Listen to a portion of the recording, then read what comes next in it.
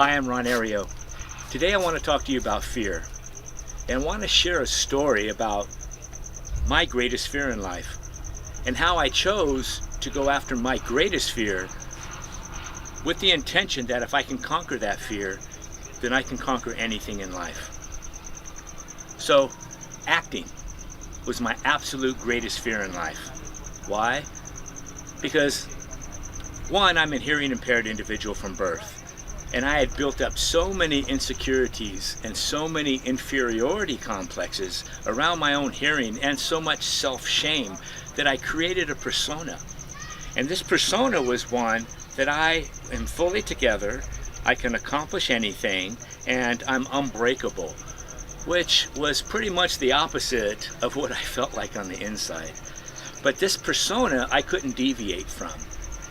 Well, shoot back to 1988, and my aunt, unbeknownst to me, enters me in a contest. This is a national contest, but it's being done individually in all 50 states. And I was living in California, and it was called California U.S. Man of the Year. So she enters me in this contest, and after a few interviews, I get chosen to be in this contest. Now, this contest is in Hollywood, California, at the Hollywood Roosevelt Hotel. I'm going to be up on stage. I'm petrified. I'm petrified. I'm petrified to walk up there. I'm petrified to just be in the spotlight, everything. I don't want people to see me. I don't want to be revealed.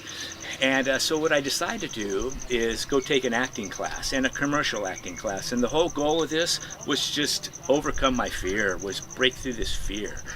And so I get chosen to be in the contest. And I placed third out of 50 individuals.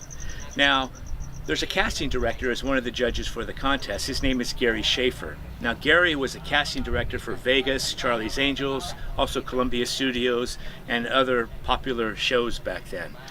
He approaches me after the contest, and he basically says, if you're serious about acting, then you really need to move to Hollywood.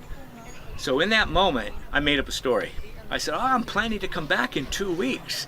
He says, great, we'll come back and do a monologue for me. So I go back to my acting teacher at that time. Her name was Jean Shelton in San Francisco, California. We create a monologue. 2 weeks later, I'm in Los Angeles, and I go to Columbia Studios and I read for Gary Schaefer. 2 weeks later, I'm living in Los Angeles. So now I'm in Los Angeles. I don't know anybody. So I start doing the normal acting thing. I'm in acting classes 4 or 5 days a week. I mail out headshots and resume to all the studios, soap operas, what have you. 6 months later, I get a call, Days of Our Lives. Now, Days of Our Lives asked me to come in on a Monday for an interview. Now, that Sunday, I'm at Santa Monica Beach with my girlfriend. And the sun is setting, she's playing on the jungle gym, I'm taking pictures of her, and the sun's setting right down about eyes level, and I start running towards her, just laughing and joking around, but I don't see the bar that's right in my eye height, and I ran smack into that bar, hits me right in the eye, it knocks me right on my back. First thing I think about is I have an interview tomorrow with Days of Our Lives. Well, I show up to the appointment with the biggest shiner I've ever had in my life. Well, it ended up being an icebreaker, which was a wonderful thing.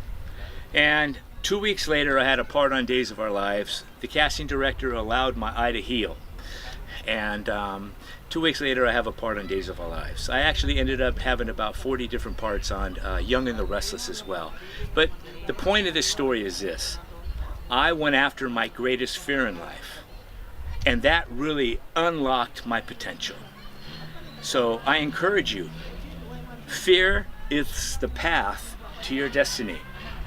Organize your fears, go after them one by one, and watch how your potential increases and your life changes.